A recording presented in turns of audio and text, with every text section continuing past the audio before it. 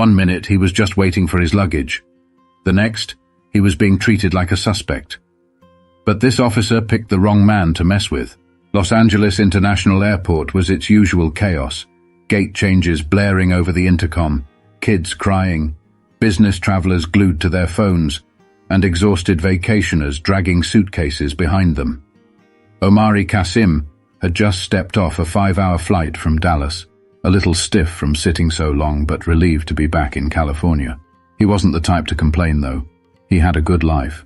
At 38, he was the co-founder of a fast-growing tech firm specializing in cybersecurity, a name people in the industry were starting to recognize. Not that it mattered much in a place like this. Here, he was just another traveler, blending into the sea of people shuffling toward baggage claim. Or at least he thought he was. That was until he noticed the cop. Near the entrance to baggage claim, Officer Grant Kearney stood with his arms crossed, eyes fixed on Omari like he was casing a suspect. A white guy in his late 40s, stocky build, standard TSA law enforcement uniform. Nothing unusual about him, except the way he stared, like he was waiting for Omari to slip up. Omari had seen this before. Too many times. He checked his phone and ignored it at first. Maybe he was overthinking. Maybe Kearney was looking past him. But a minute later, when Omari reached the carousel for his flight, he glanced up again. Kearney was still there, watching. Not the guy in the wrinkled suit next to him, not the teenagers goofing off with their backpacks half open, not the man in cargo shorts pacing while ranting into his AirPods. Just him. All right. Fine. He let out a slow breath and shook his head. It wasn't the first time he'd been profiled, and it wouldn't be the last. But then, Kearney started moving. Straight toward him. Omari's grip tightened around the handle of his carry-on as the officer stopped a few feet away, standing too close for a casual interaction. "Can I see some identification?" Kearney asked, his voice clipped and official. Omari blinked. "Excuse me?" Kearney's eyes narrowed. "I need to see your ID." "For what?" "You've been standing here for a while," Kearney said. Omari let out a short, incredulous laugh. "So has everybody else. We're all waiting for bags." Kearney's expression didn't change. "Just show me your ID." There was a choice here. Omari could comply, hand over his ID, and let this guy flex his authority like he had the right to question him for existing in an airport. Or he could do what he knew he should do. Push back. He tucked his phone into his pocket. "Is there a reason you're asking me for it and nobody else?" Kearney's jaw tensed. "You fit the description of someone we're looking for." Ah, there it was. Omari crossed his arms. "You want to tell me what description that is?" A long pause. Then, "We can do this the easy way, or we can do it the hard way." The hard way. Right. Because asking a question was resisting. Omari wasn't a fool. He knew how this could go. Push too hard, and things could get ugly. Stay silent, and Kearney walks away thinking he can do this to the next person. And the next. The question was, how far was Kearney willing to take it? But before Omari could decide, someone else made the choice for him. A voice cut through the tension. "Excuse me, officer. Is there a problem here?" Omari turned. A woman in a dark green blazer stood a few feet away, phone raised. And just like that, everything shifted. For a split second, Officer Kearney hesitated. His stance stiffened, his gaze flickering toward the woman with the phone. Omari, however, recognized her immediately. Miriam Cho, award-winning journalist, investigative reporter, and the last person any law enforcement officer wanted recording them. She didn't lower her phone. "I'm just making sure everything's handled fairly here," she said, her voice cool but firm. Kearney exhaled sharply, like an inconvenient fly had just buzzed into his space. He turned back to Omari, irritation creeping into his expression. "Sir, I'm asking you one last time. Show me your ID." Omari held his ground. "You still haven't told me why," he said, keeping his voice steady. "And if I really fit a description, you should have no problem explaining what that is." The energy in the terminal shifted. The background noise of baggage claim, the hum of conveyor belts, rolling suitcases and distant chatter, faded under the weight of growing silence. Other passengers started noticing. A middle-aged black man in a navy hoodie, a young woman with bright red headphones slung around her neck, a white couple near the baggage carousel. They were all watching now. Some discreetly pulled out their phones. Kearney felt it. His fingers twitched at his belt near his radio. He had a choice too: back down or escalate. His ego wouldn't let him pick the first. He reached for Omari's wrist. "All right, turn around." But Omari took a step back, hands raised just slightly, not aggressive but clear. "You're trying to detain me? For what crime?" Miriam's voice rang out again. "You might want to reconsider that, officer. You have about 6 cameras on you right now." Kearney's head snapped in her direction, his face shifting from authority to irritation.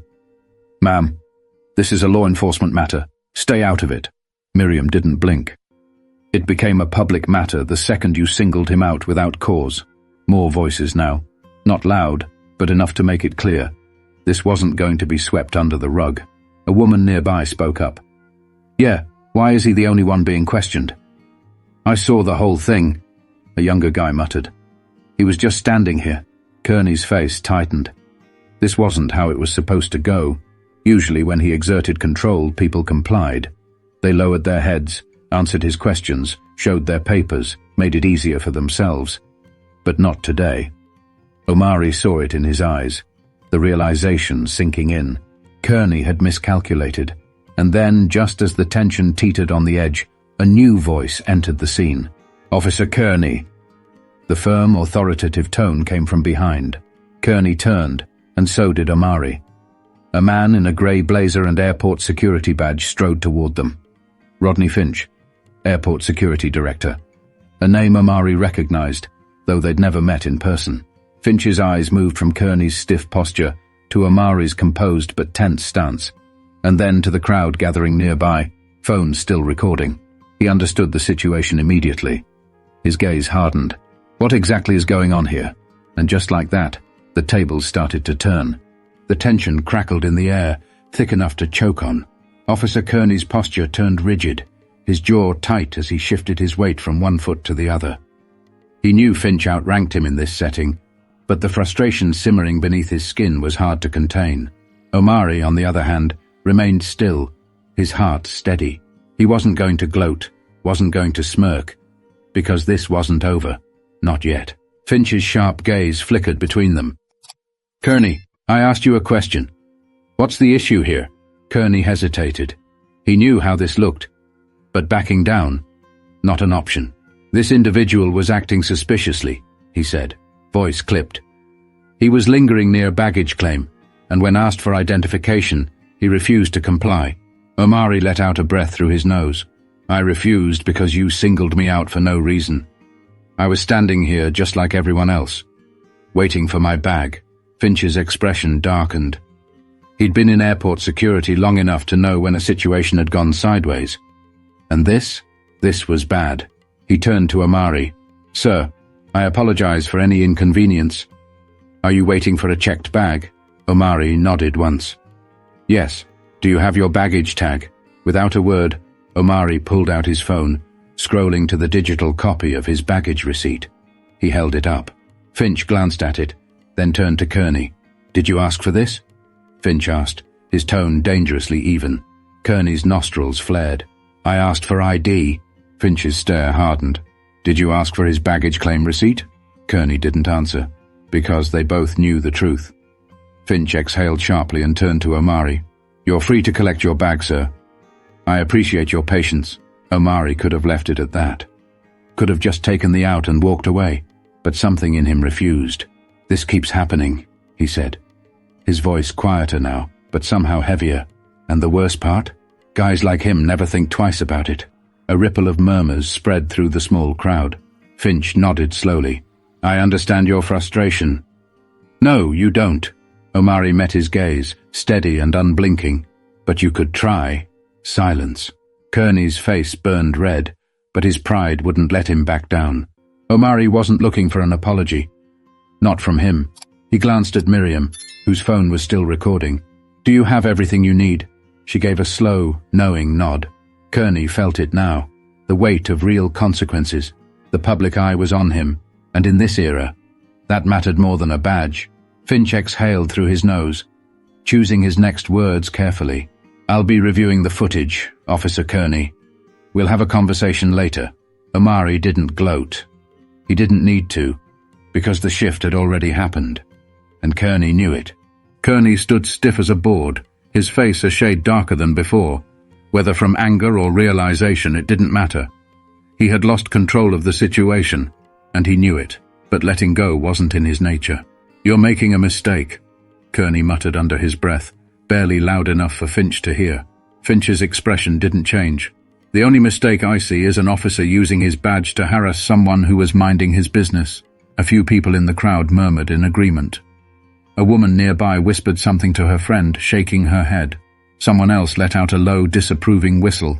Omari had seen things like this before, but he'd never been on this side of it.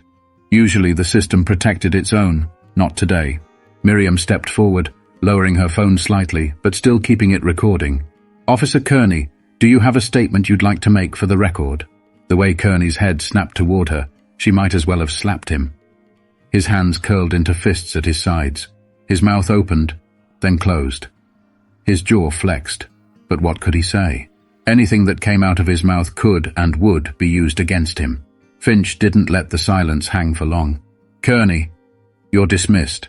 Report to my office after your shift." Omari could see it. The way Kearney's pride and training were at war inside of him. The instinct to keep control battled with the cold, hard fact that he had none left. For a second, Omari wondered if he'd push back, dig his heels in and make things worse for himself. But he didn't. Kearney took a slow step back. Then another. His eyes flickered to Omari, something like resentment flashing through them.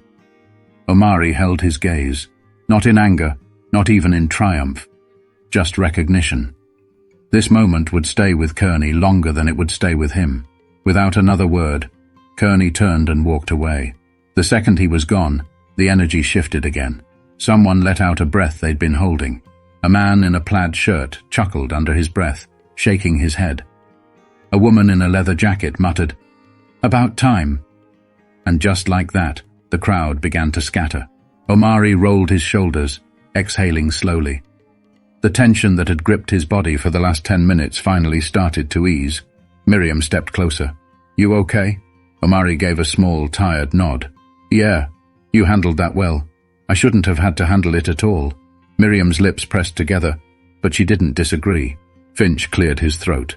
"Mr. Qasim, again, I sincerely apologize.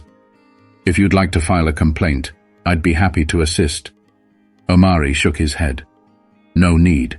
Finch blinked, clearly surprised. "No." Omari's voice was even. "This is going to be handled in a different way." Finch didn't ask what he meant. He didn't have to, because the world was already watching. By the time Omari walked out of the airport doors, the video was already online. Miriam hadn't wasted a second. Within minutes, the footage had been uploaded, clipped, and shared across multiple platforms. A video titled "Racial Profiling at LAX, Officer Harasses Innocent Man" was already gaining traction. Omari barely had time to take a breath before his phone started vibrating. First a text from his business partner. "This is blowing up, man. You good?" Then a call. A journalist from a major news outlet wanted a statement. Omari let out a slow breath. He hadn't planned on this. He had only wanted to get home. But now this was bigger than him. Miriam walked beside him as they headed toward the pickup area. "The clip's at 50,000 views already," she said, checking her phone. "Give it a few hours and it'll hit 6 figures. Omari ran a hand over his face. "I didn't even do anything." That's exactly why people are mad. She wasn't wrong. The comments were already rolling in. "This is why we need accountability in law enforcement. How many times has he done this before and gotten away with it? Props to the guy for keeping his cool. I wouldn't have. Fire him." Period. Omari exhaled sharply. He wasn't the first person this had happened to. The only difference, this time, people saw it. Meanwhile, Kearney was drowning. The police department issued a statement within the hour, calling the incident deeply concerning and promising a full internal review. But that wasn't enough to stop the outrage. Reporters started digging into Kearney's past. By the next morning, someone had found 2 prior complaints against him for excessive force, both swept under the rug. Now they were back in the light. Omari's phone wouldn't stop ringing. Some wanted an interview. Others wanted a lawsuit. Civil rights groups were already drafting statements. And then, the real fallout. By midday, Officer Grant Kearney was suspended pending investigation. Omari stared at the headline on his screen, feeling, what? Relief? Satisfaction? No, not really. Because he knew what would happen next. The police union would fight for Kearney. Some news stations would try to spin it. People online would argue over what Omari should have done differently. And Kearney, he'd probably pop up in another department a few towns over. That's how it always went. Miriam sat across from him at the airport cafe, watching him carefully. You okay? Omari tapped his phone against the table, staring at the screen. This changes things. Miriam raised an eyebrow. How? Omari met her gaze. Because now I have to decide what to do next. The power wasn't just in the video. It was in the choice. And this time, he wasn't going to let it slip away. Omari sat in his car, staring at the screen of his phone. The news had moved fast, faster than he expected. His name was everywhere now, his face too, but this wasn't about him. Not really.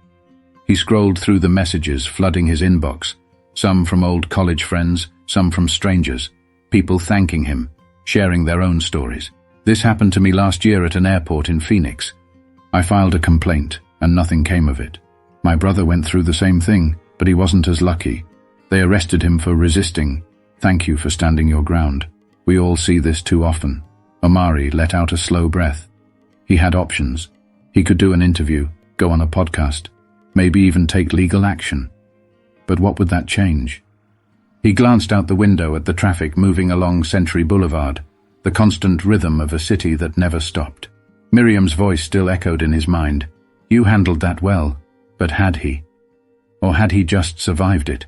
His fingers hovered over the keyboard, then started typing.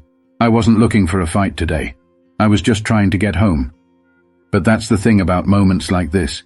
They remind you that staying silent won't stop it from happening again. This wasn't the first time, and it won't be the last. But maybe, just maybe, if we keep the cameras rolling, keep the pressure on, and keep demanding change, one day, it will be. He hit post. And just like that, the story was no longer just his. It belonged to everyone watching. Because awareness wasn't enough anymore. It was time for accountability. This happens more than we think. And too often the people on the receiving end don't have a platform to fight back. If you believe in holding those in power accountable, keep the conversations going. Keep speaking up. Keep demanding better. And if you've ever been in a situation like this, share your story. Because the more we shine a light on injustice, the harder it becomes to ignore.